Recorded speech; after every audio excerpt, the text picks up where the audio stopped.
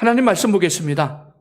예레미야 1장 4절로 10절 말씀, 33장 3절 말씀, 예레미야 애가 3장 22절, 23절 말씀 이렇게 봅니다.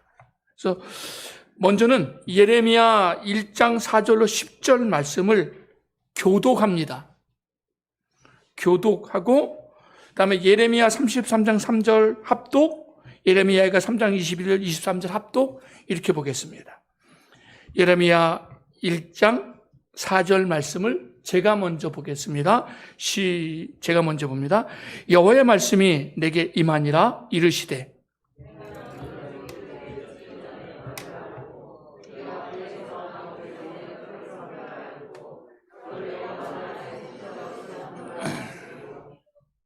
내가 이르되 슬프도소이다 주 여호와여 보소서 나는 아이라 말할 줄을 알지 못하나이다 하니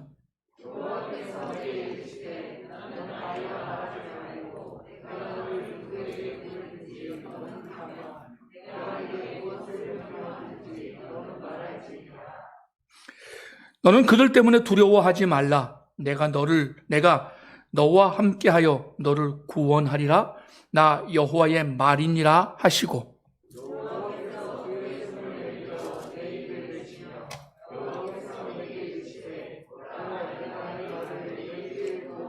함께 보라 내가 오늘 너를 여러 나라와 여러 왕국 위에 세워 내가 그것들을 뽑고 파괴하며 파멸하고 넘어뜨리며 건설하고 심게 하였느니라 하시니라. 아멘. 예레미야 33장 3절 말씀 우리 또 잘 아는 말씀이니까 함께 읽겠습니다. 시작.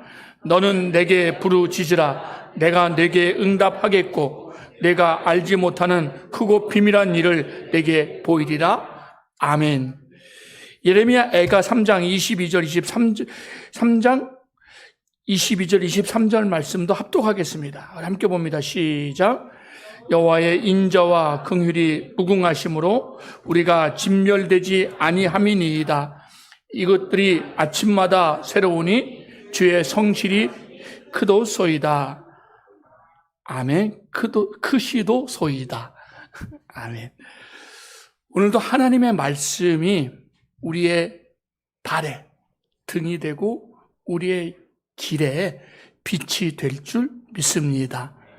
사슴이 시냇물을 찾기에 갈급함 같은 우리 영혼의 갈급함이 양식을 얻고 생수를 공급받는 귀하고 복된 시간으로 돌아올 수 있기를, 누릴 수 있기를 주님의 이름으로 다시 한번 축복합니다. 아멘. 제가 중학교 2학년 때부터 처음 교회를 제대로 다니기 시작을 했던 것 같습니다.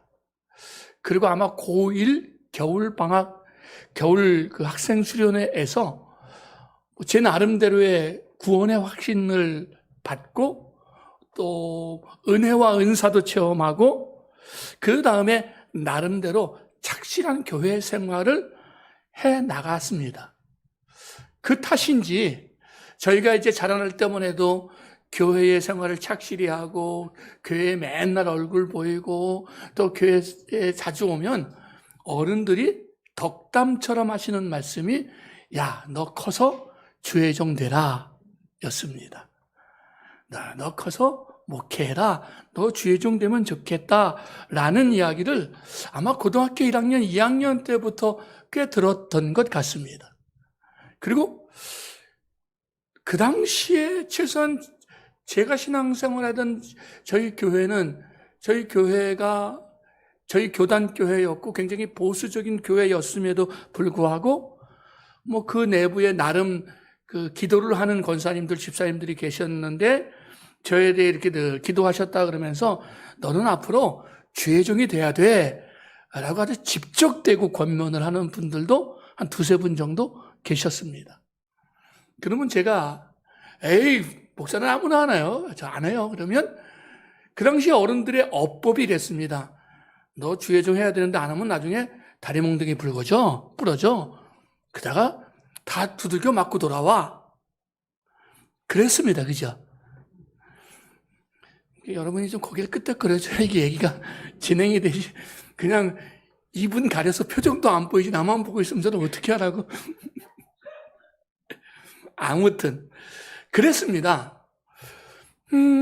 그러면서 저는 고등학교를 졸업하면서 아주 자연스럽게 신학대학을 진학을 했습니다. 총신대학교 역사교육과 제가 83학번이에요. 총신대학교 역사교육과를 간 이유가 당시에 지금은 조금 과가 조금 더 늘어났습니다만 그 당시에 제가 나온 저희 총신대학은 그 신학과와 나머지 교육계열과 그다음에 음악과 이런 정도의 몇몇 한 대여섯 개 정도의 과만 있었습니다. 근데 제 나름대로 왜 제가 역사교육과를 갔느냐? 물론 역사를 좋아하기도 했지만 그 당시 제 나름대로의 일종의 꼼수였습니다. 하다가 총신대학을 갔으니까 신학을 하고 목회를 하는 확률이 높지만 역사교육과를 나오면 역사선생 자격증을 준다 그러더라. 교사 자격증, 2급 자격증을 준다 그러니까 여차하면 튈 수 있다. 그게 나름의 생각으로 역사교육과를 진학을 했고 공부를 했습니다. 근데 한 1년 지나고 1년 그 학교 생활은 정말 재미없었습니다. 정말 흥미없었습니다. 왜 학교를 다니는지, 무엇 때문에 학교를 다니는지 스스로 아무런 가치 부여를 할 수 없었습니다. 결국 이제 1년 마치고 그 다음에 바로 군대를 갔는데 군대에서도 굉장히 제가 정식 군대를 갔습니다. 홍천에 11사단이라고 있는데 제가 11사단 20년대 3대대 출신입니다. 근데 군대를 정확히 10개월만 하고 나왔습니다. 짧게 하고 나오면서 그때 이제 건강의 여러 가지 문제 때문에 짧은 군대 생활을 하고 나오면서 한편으로는 좋았고요. 대부분의 군대에 있는 남자들은 어떻게 해서든지 군대에서 빨리 나오는 걸 좋아합니다. 저도 그 당시 저희가 30개월이었는데 3분의 1만 하고 나왔으니까 얼마나 좋았겠어요? 좋았는데 한편은 착잡하고 정말 속이 많이 상했습니다. 야, 내가 군대 생활도 다 해낼 수 없는 사람이란 말인가? 사실 나오고 싶어 했으면서도 빨리 제대하고 싶어 했으면서도 막상 빠른 제대를 하고 났더니 야, 정말 내가 뭐는 제대로 할 수 있는 사람인가 등등의 여러 가지 착잡하고 복잡한 바로 복학을 하지 않고 원래 이제 2월에 군대를 가서 제가 12월에 제대를 했으니까 그 다음에 3월에 복학을 하면 전혀 문제가 없었거든요. 근데 제가 복학을 안 했어요. 복학을 안 하고 그 당시에 저희 본가에 가까운 데 있는 철원 쪽에 있는 기도원에 들어가서 나름대로 기도를 했던 기억이 납니다. 그 기도의 내용은 아주 단순히 이랬어요. 하나님, 저 신학 안 할래요. 저 목회 안 할래요 였어요. 왜 그러냐면 그 나름대로 그래도 어쨌든 구원의 확신도 있고요. 은사에 대한 체험도 있었기 때문에 하나님에 대한 부인은 하지 못했지만 제가 신학을 하고 목회를 한다는 것에 대한 자신은 전혀 없었습니다. 흥미도 없었고 재미도 없었어요. 그래서 하나님 안 할래요. 하나님 안 할래요. 하나님 저보다 똑똑한 사람들 시키세요. 저보다 공부 잘하는 사람들 시키세요. 저보다 분별력 있는 사람들 시키세요. 하나님 전 좀 빼주세요 였어요. 정말. 근데 그 기도원에서 제가 한 4일, 한 5일 정도 있었는데 한 3일째 하나님이 제 마음속에 주셨던 말씀이 사실은 예레미야 1장 4절로 10절 말씀이었습니다. 감히 대선지자 예레미야의 그 말씀을 제가 받았다는 것이 나중에 얼마나 황송하고 얼마나 부끄러운지 알 수 없었지만 아무튼 당시에 제 심정은 딱 이랬어요. 하나님, 저는 우리 삼형제 중에서 눈도 제일 작고 공부도 제일 못하고 저는 제일 자신 없습니다. 키도 제일 작고 그러니까 하나님, 이왕이면 똑똑한 우리 형을 시키시든지 아니면 인물 좋은 내 동생을 시키시든지 시키시고 저는 목회 안 할래요. 제가 계속 그랬어요. 그럴 때 하나님이 주신 말씀이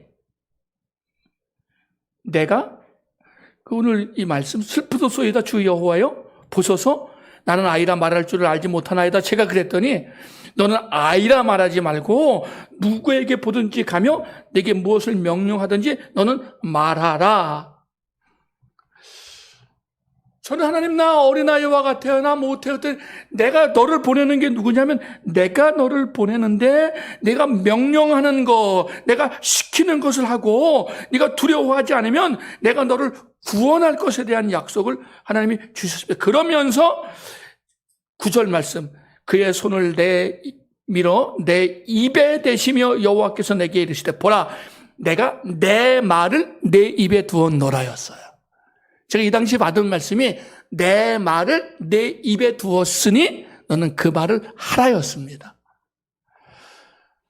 그리고 그 다음에 이제 1년을 저기 오산 쪽에 있는 개척교회 가서 봉사를 하고 그 다음 해에 복학을 하고 또 여기까지 계속 달려오는 계기가 됐습니다. 예레미야서를 통독 설교를 하는 이 시간이 얼마나 짧은지 알지만 얼마나 빠르게 지나가야 될지 알지만 제가 이 말씀을 드렸던 것은 이 말씀은 사실 예레미야에게 주셨던 이 말씀 내가 내 입에 내 말을 두었다고 하셨던 이 말씀은 지금도 어리석고 지금도 미련하고 지금도 부족하지만 정말 사리분별이 되지 않을 때 정말 좌우분별을 할 수 없을 때 하나님이 제게 주셨던 말씀이었습니다. 내가 내 입에 내 말을 두었으니 너는 그 말을 선포해라 전해라. 왜? 그 이유가 무엇이라고요? 두 가지 이유라는 겁니다. 첫째는 뽑고 파괴하고 파멸시키고 넘어뜨리는 일들 부수는 이 사역이에요. 또 하나의 사역이 뭐냐? 건설하고 심는 사역이라는 것입니다. 저는 목회를 지금까지 하면서 제 마음에 목회가 뭘까? 하나님이 제게 주신 사명이 뭘까를 생각할 때 저는 그 이후로 이 두 가지를 한 번도 잊은 적이 없어요. 목회는 첫째 부수는 사역이다. 목회는 부수는 사역이다. 부수는 사역. 뭘 부셔요? 잘못된 관행들, 죄악들, 또 하나님의 백성답지 못하는 것들, 죄의 권세들을 부수는, 파괴하는, 파멸하는, 넘어뜨리는 사역이다. 또 한 가지 사역은 뭐냐? 세우고 건설하는 사역. 이게 두 가지 사역이었다는 거예요. 지금도 간혹 제 자신의 어떤 그런 그 형편과 처지에 어떤 고민이 생길 때 하나님이 사역자로 제 사명을 재확인시키셨던 이 말씀, 부르심의 이유들, 부르심의 사명들을 확인하면서 지금도 걸어왔고 앞으로도 걸어가려고 생각하고 있습니다.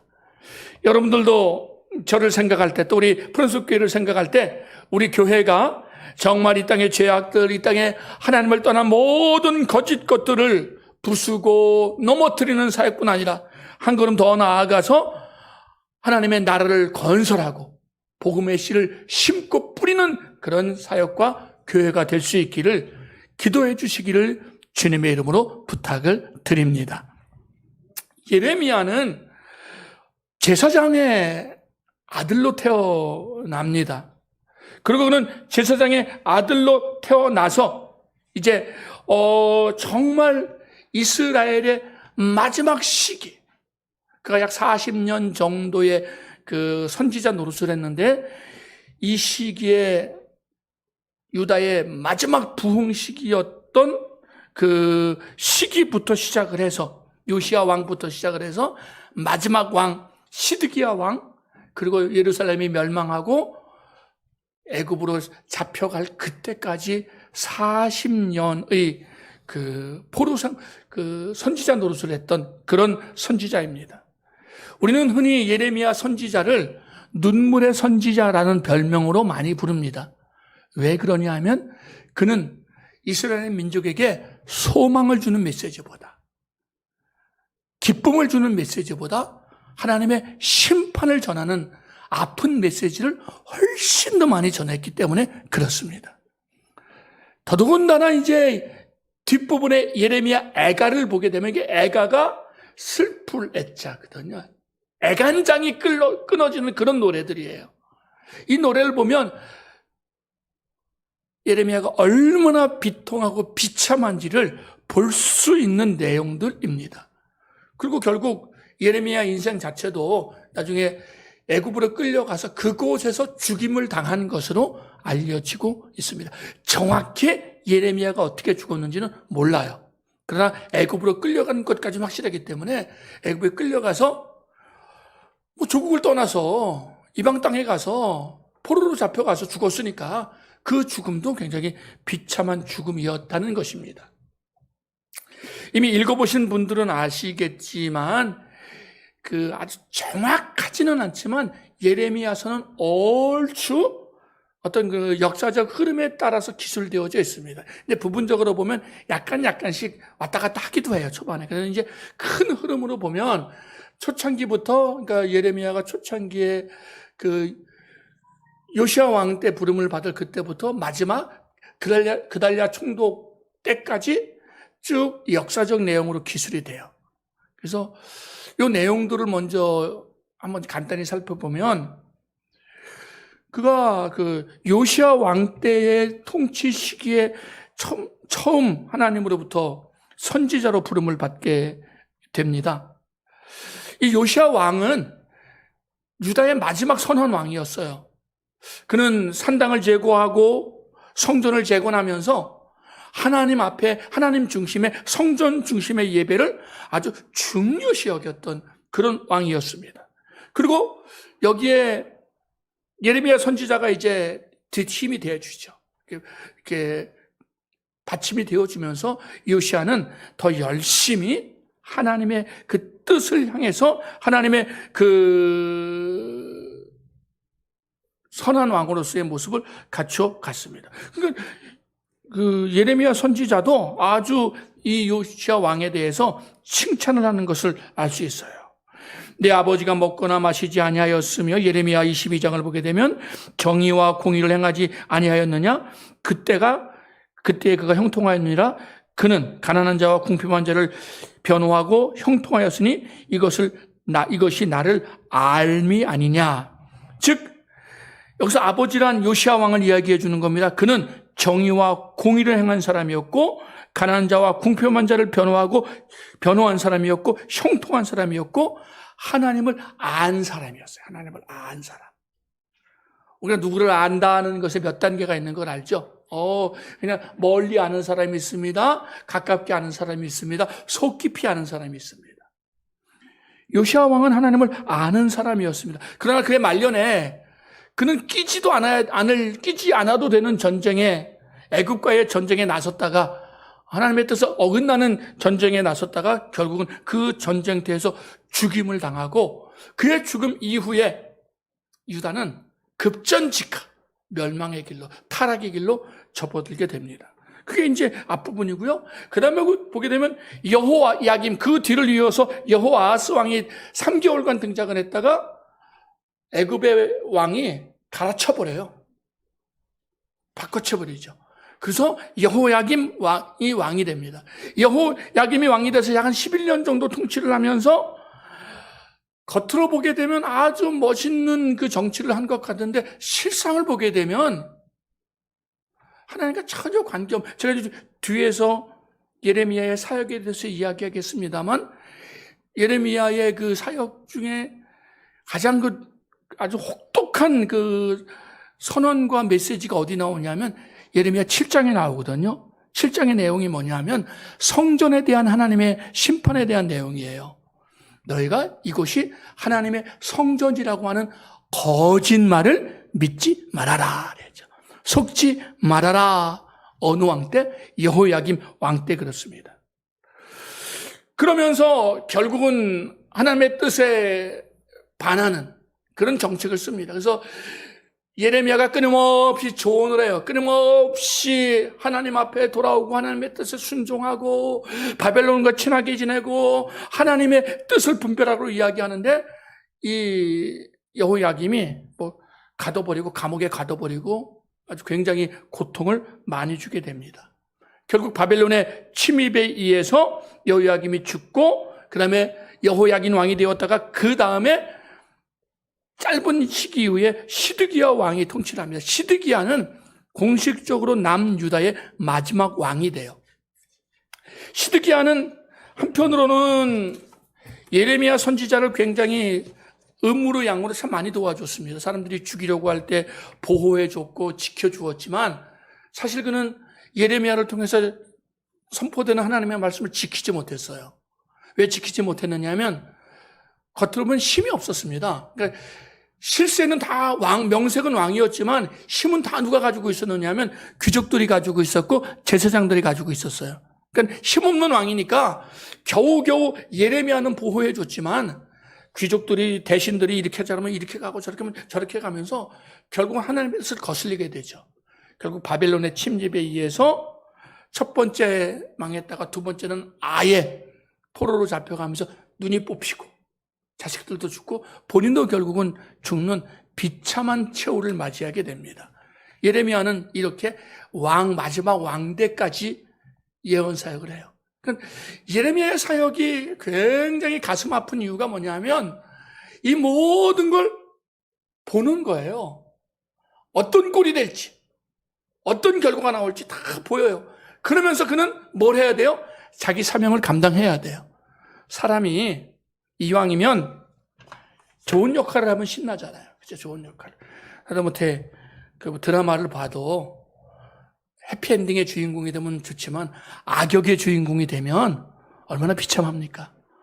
욕을 먹잖아요. 드라마에서도 욕을 먹는데 예레미야는 하나님의 선지자인데 심판을 전하고 그리고 조국이 망하고 왕이 사로잡혀가고 뿔뿔이 흩어지는 그걸 눈으로 목격해요. 그리고 결국은 그도 예루살렘이 무너진 다음에 애굽의 그 반대파들에게 끌려가서 애굽에서 마지막 죽음을 맞이하게 되었으니 그의 인생은 정말 비참한 인생이었음에 틀림없습니다. 그렇지만 우리는 하나님께서 예레미야를 부르셨던 그 사역이 예레미야를 통해서 아주 성실하고 충실하게 이루어지고 있었음을 볼 필요가 있어요. 서론의 말씀을 드렸습니다만 예레미야의 핵심 사역은 크게 두 가지 사역이라고 했습니다. 첫 번째는 파괴하는 사역이에요.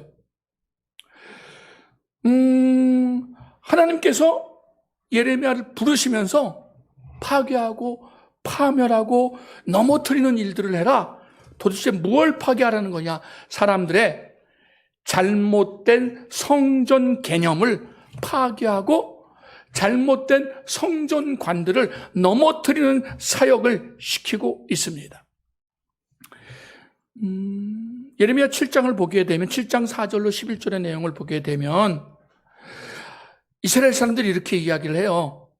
이제 그 당시에 솔로몬 성전이 그대로 남아 있었거든요. 솔로몬 성전이 화려한 성전이 남아 있으니까 사람들이 그 성전에 대해서 그래도 자부심을 가지고 아주 좋아합니다.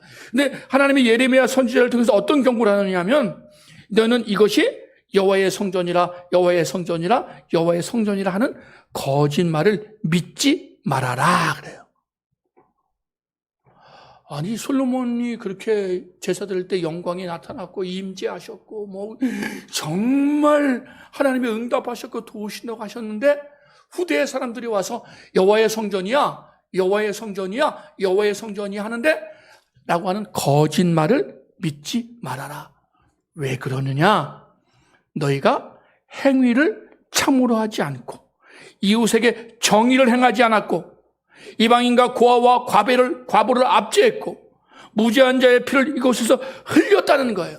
다른 신들의 뒤를 너희가 따라서 죄를 쫓았다고 이야기합니다. 이것은 하나님의 성전이야 하나님의 뿌리는 예배하는 하나님의 백성이야 그러면서 실제 그들의 삶은 어땠느냐? 음란했고 다른 사람 괴롭혔고 약한 사람 뒤집어 씌우고 넘어뜨리고 온갖 죄악들을 행했다는 것입니다. 그래서 하나님께서 무엇을 이야기하고 있느냐? 너희가 도둑질하고 살인하고 간임하고 거짓 맹세하고 바알에게 분향하면서 다른 신을 따르면서 여기 와서는 여호와가 우리를 구원 얻었다, 여호와가 우리를 구원했나이다 하면 내가 너희에게 구원을 허락하지 않으시겠다는 이야기예요. 하나님은 예레미야 선지자를 통해서 성전에 대한 잘못된 전통과 행위들을, 믿음들을 뽑고 넘어뜨리고 있는 것을 볼 수 있습니다. 온갖 나쁜 짓, 우상숭배, 음란, 거짓, 하나님의 영광을 다 가리는 일을 다 하면서도, 하나님의 말씀에는 관심도 없으면서도 성전에 오기만 하면 우리가 구원을 얻는다는 것은, 구원을 얻었나이다 하는 것은 무엇이냐? 거짓말이라는 거죠. 거짓말이라는 거예요. 자, 근데 이게 우리가 지난주에 살폈던 이사야 선지자도 비슷한 예언을 하잖아요. 이사야 1장 12절로 16절을 보게 되면 너희가 내 앞에 보이러 오니 이것을 누가 너희에게 요구하였느냐? 내 마당만 밟을 뿐이니라. 헛된 재물을 다시 가져오지 말라. 분향은 내가 가증히 여기는 바요, 월삭과 안식일과 대회로 모이는 것도 그러하니 성회와 아울러 악을 행하는 것을 내가 견디지 못하겠노라 라고 이야기해요. 야, 너네가 월요일만 한 달에 한 번 모이고 월요일마다 모이는 이런 제사하는 거야. 내가 피곤하다. 니네 성회로 모이면서 같은 죄를 짓는 거를 내가 받아줄 수 없다는 거죠. 성전이 뭐냐? 하나님이 계신 것이 성전인 거예요. 근데 하나님은 건물에 계시는 것이 아니라 하나님을 믿는 하나님의 백성에게 임하시는 거거든요. 하나님이 예레미야 선지자를 통해서 보게 하시고 전하게 하시는 게 뭐냐면 성전은 건물이 아니라는 거예요. 그 성전 건물을 내가 부셔버리겠다는 거죠. 부수게 하겠다는 거예요. 그 거짓말이라는 거예요. 거기서 악을 행하면 그것은 더 이상 성전이 아니에요. 또 하나님의 백성도 아닙니다. 하나님 구원하지 않아요.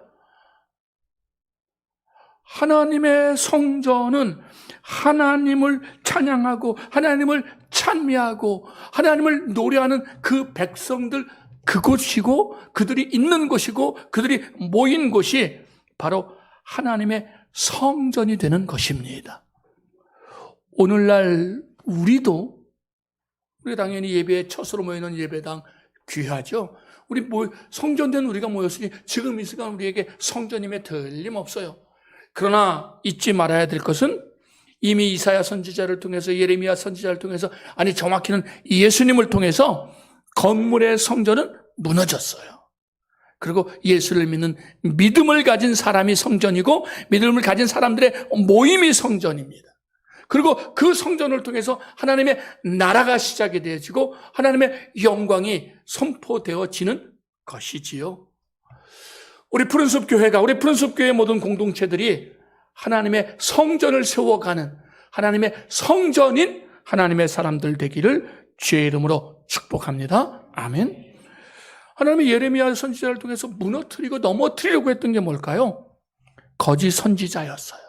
거짓 선지자의 사역이었어요. 잘못된 성전관을 파괴했고요. 두 번째, 예레미야 선지자를 통해서 거짓 선지자를 넘어뜨렸어요. 특별히 그달랴든가 몇몇의 아주 지독한 그 거짓 선지자들은 예레미야 선지자가 그렇게 가는 곳마다 그달랴는 총독의 이름입니다. 그 하나냐입니다.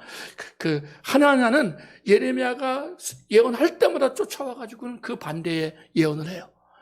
야, 예루살렘이 망합니다. 우리가 바벨론에 항복해야 합니다.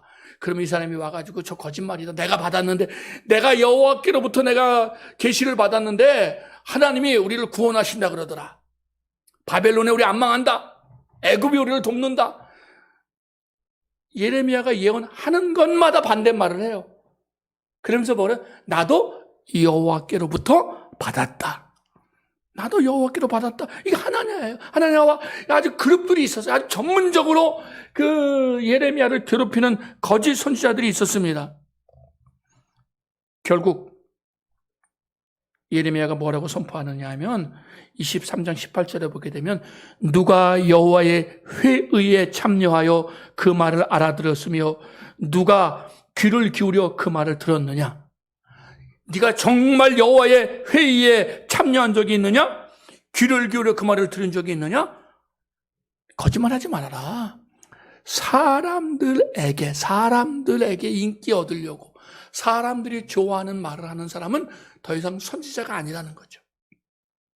그래서 예레미야는 너희는 내 말을 싫어하지만, 그러니까 뭐 감옥에도 갇히고 사람들이 돌로도 치고, 예레미야가 정말 고통을 많이 겪거든요. 왜?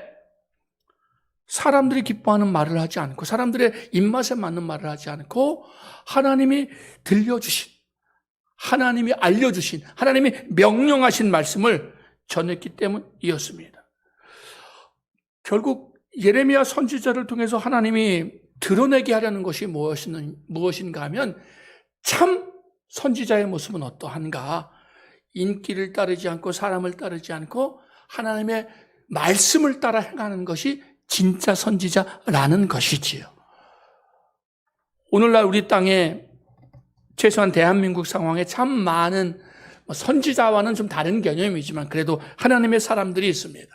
하나님의 일꾼들이 있습니다. 목회자들이 있습니다.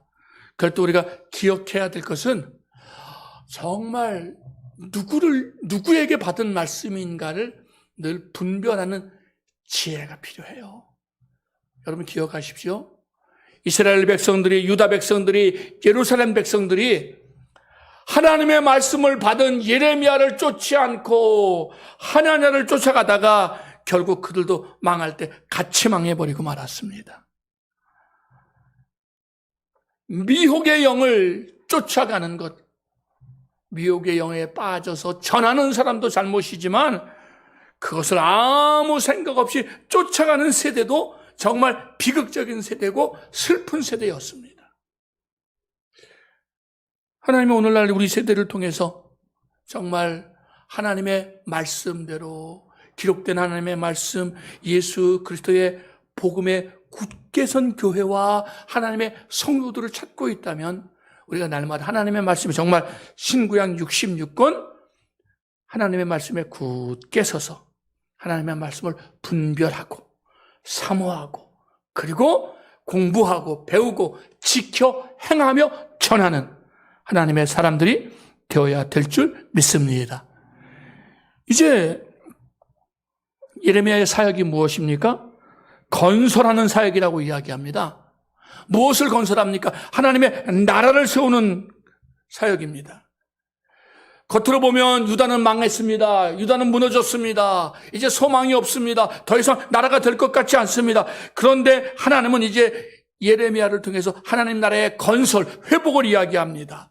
보라 날이 이르리니 31장 38절 이 성은 하나님의 망대로부터 모퉁이 문에 이르기까지 여호와를 위하여 건축될 것이라. 무너진 자리에 다시 하나님의 성이 건축될 것입니다. 그것은 무엇에 의해서? 궁극적으로는 하나님의 아들이신 예수 그리스도를 통해서 하나님의 도성이, 하나님의 나라가, 하나님의 성전이 건축될 것을 이야기하고 있습니다. 예레미야의 사역은 단순히 망가뜨리는 사역, 무너뜨리는 사역이, 넘어뜨리는 사역이 아니라 궁극적으로는 건설하는 사역이었습니다. 세우는 사역이었습니다. 그리고 그것은 하나님의 백성을 돌아오게 하는 사역이었습니다. 바벨론에서 돌아올 소망을 주는 것입니다. 그는 비록 애굽으로 끌려가서 죽음을 당했지만 바벨론에 끌려가는 백성들에게 여호와께서 우리를 돌아오게 하실 것이고 돌아오게 하실 그때 우리는 다시 하나님 앞에 예배할 것이고 그 나라가 설 것을 예언해 주므로 하나님의 백성이 돌아올 것을 돌아오는 사역에 건설하는 사역에 쓰임받고 있다는 것입니다.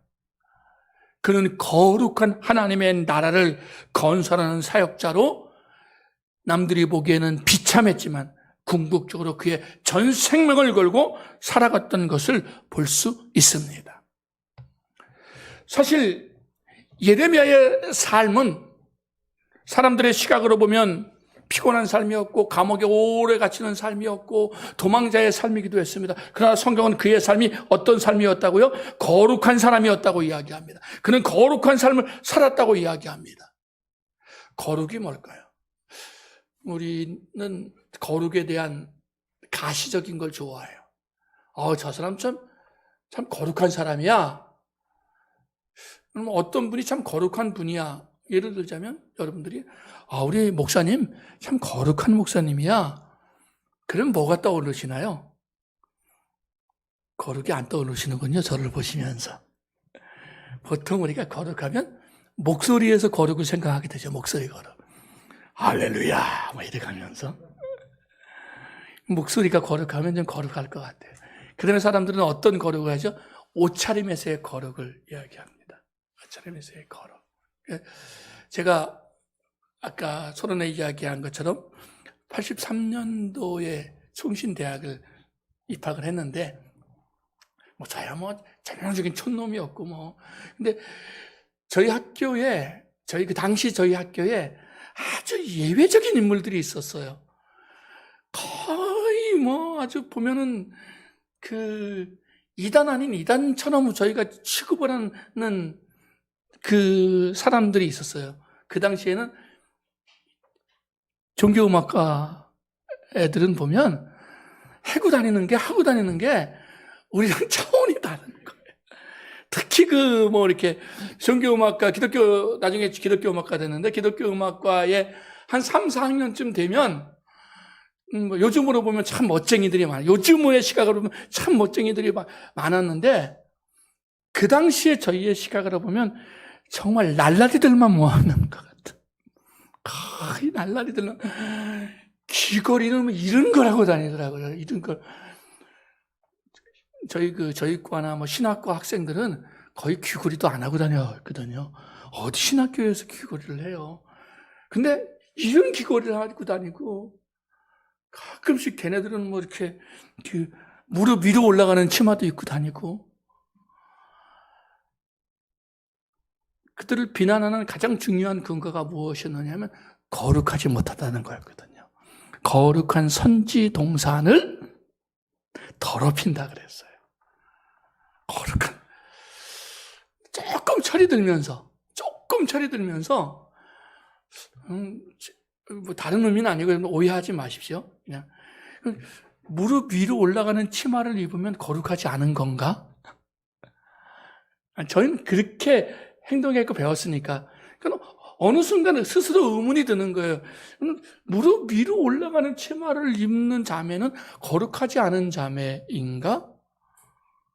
찢어진 청바지를 입고 다니면 이건 거룩하지 않은 신학생인가?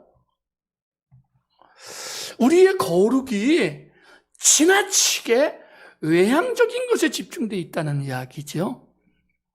그런 면에서 예레미야는 거지 같은 삶, 감옥에 있는 삶, 그의 옷은 하나도 거룩하지 않았고 그의 외모는 하나도 거룩하지 않았고 거지 중에 산거지 같은 모습으로 그는 살아가야 됐어요.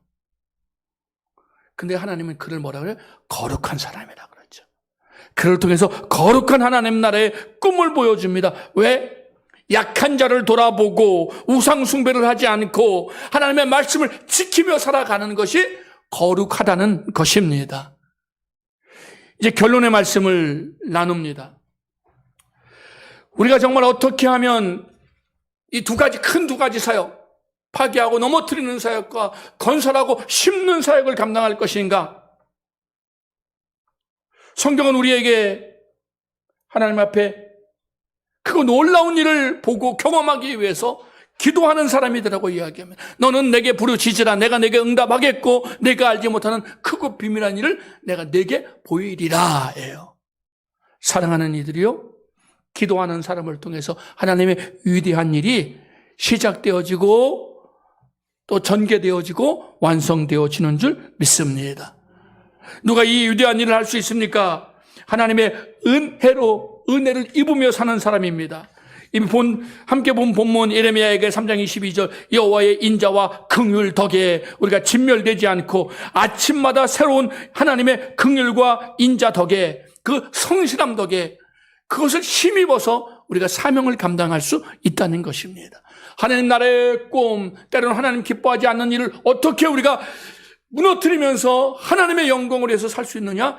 주의 인자와 자비가 아침마다 우리에게 임하는 거죠. 그 은혜를 덧입는 하나님의 사람들 되기를 원합니다. 그리고 한 걸음 더 나아가서 적극적으로 히브리서 4장 16절 말씀처럼 우리가 긍휼하심을 받고 때를 따라 돕는 은혜를 얻기 위하여 은혜의 보좌 앞에 담대히 나아갈 것이니라. 아멘. 예레미야서를 마무리합니다. 예레미야는 눈물의 선지자요 비극적인 선지자로 알려져 있습니다. 그러나 그는 분명히 슬픈 이야기를 많이 한 가슴 아픈 선지자였지만 그는 놀라운 사명을 감당한 하나님의 나라를 세워가고 하나님의 복음을 전하는 그 복음의 씨를 심는 사람이었습니다. 그리고 오늘날 그 씨가 여기까지 저와 여러분에게까지 전달되었다는 것은 그의 인생은 결코 실패한 인생이 아니라 하나님 앞에 성공한 인생이었습니다. 오늘날 저와 여러분의 삶이 정말 잘못된 것에 대해서는 과감히 넘어뜨리는 결단이 있고 바른 것은 세워가고 씨를 뿌려가는 이 사역에 쓰임받는 우리 모두 되기를 주의 이름으로 축복합니다. 아멘. 기도합니다.